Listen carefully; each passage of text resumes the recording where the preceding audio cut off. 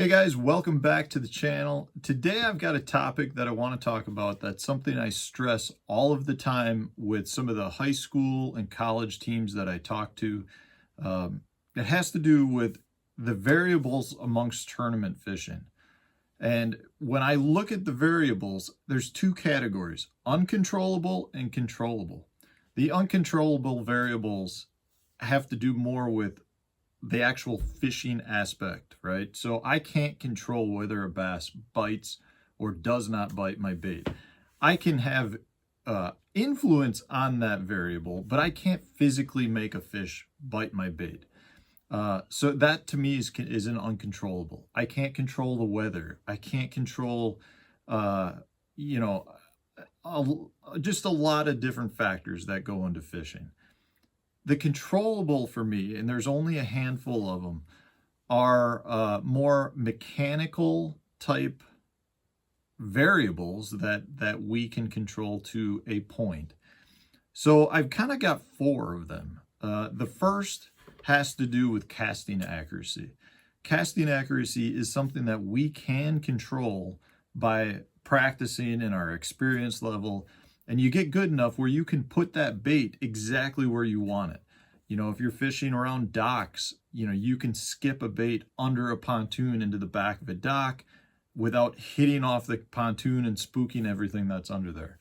If you're fishing a laydown, you can pitch your bait exactly where you want it without creating a splash, and you get that perfect entry point into the water, which increases your odds of getting bit.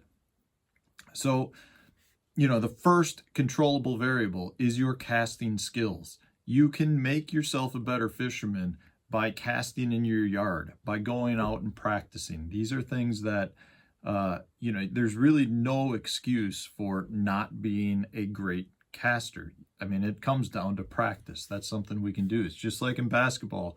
You can be a better free throw shooter if you practice your free throw shots. I mean, that's how casting is. So that's a variable. Another variable has to do with boat organization skills.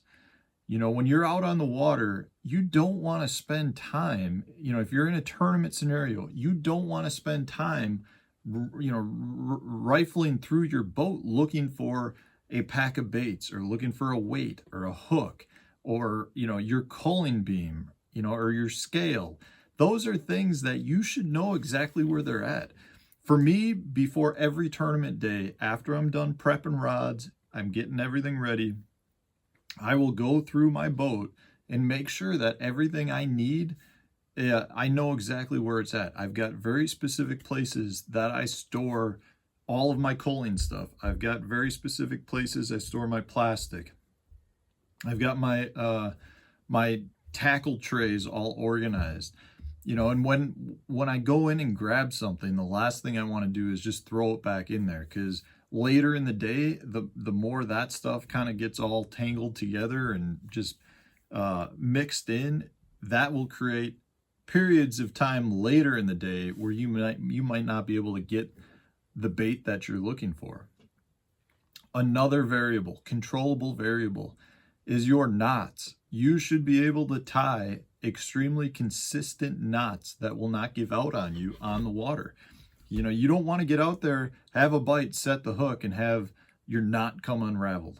That's something that you can control by becoming a much better knot tire. I mean, that's a simple thing to do. You know, you get the knots that work for you. Those are the knots you tie, and those are the ones you're going to be the most consistent with, and they'll both be the most foolproof for you on the water. I don't care if one guy knows how to tie a triple uni mixed in with an FG knot, or you just like tying a standard trilene knot. Whatever knot works for you is the knot you should tie, but you should tie it correctly. You don't want knots coming undone. Those are errors. Those are user errors. That's a controllable variable. Another controllable variable is your culling. It bothers me when I see people make culling mistakes on the water.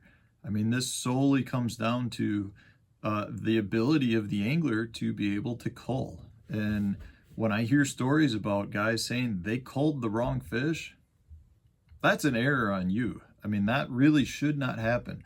I'm not saying it doesn't happen.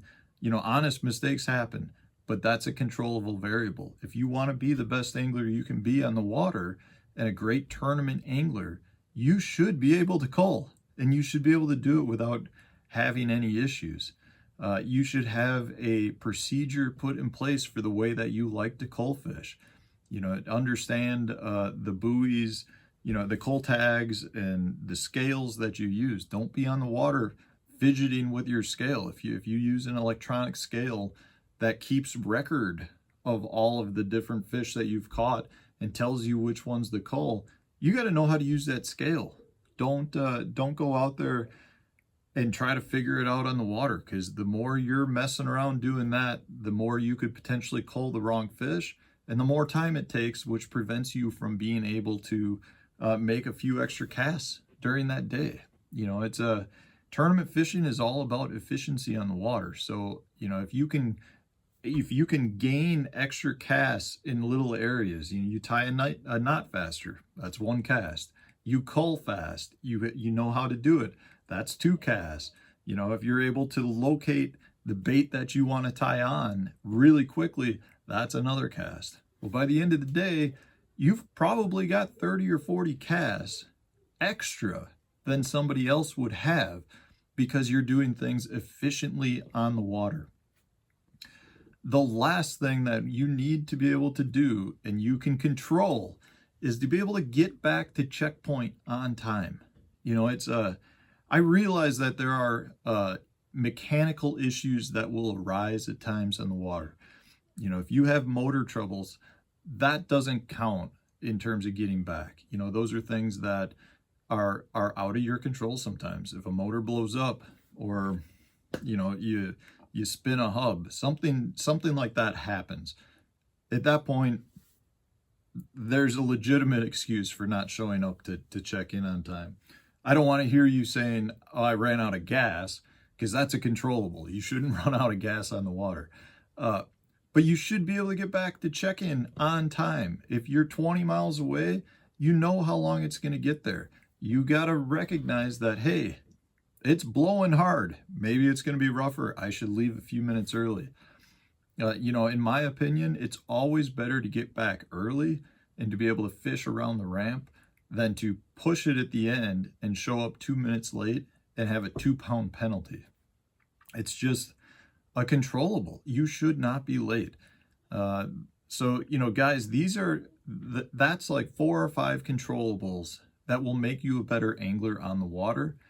There are so many uncontrolled variables during a tournament day, that the few things that we can control are so important.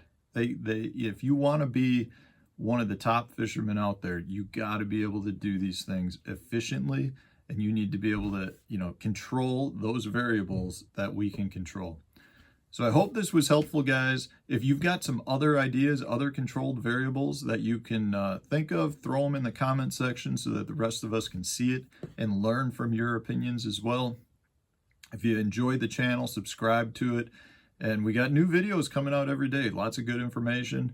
This was a little rant of mine. I appreciate you guys letting me kind of just talk about the controlled variables, because it is something I talk about all the time. I get so many questions from younger kids and people just getting into tournament fishing, that I think it's really important just to notice that there are things that we can control, because so much of what's on the water is uncontrollable. But just, you know, try to become as efficient and, you know, do these things at expert levels, and they will increase your fishing productivity on the water. So thanks for watching, guys. Stay tuned. New videos coming out tomorrow.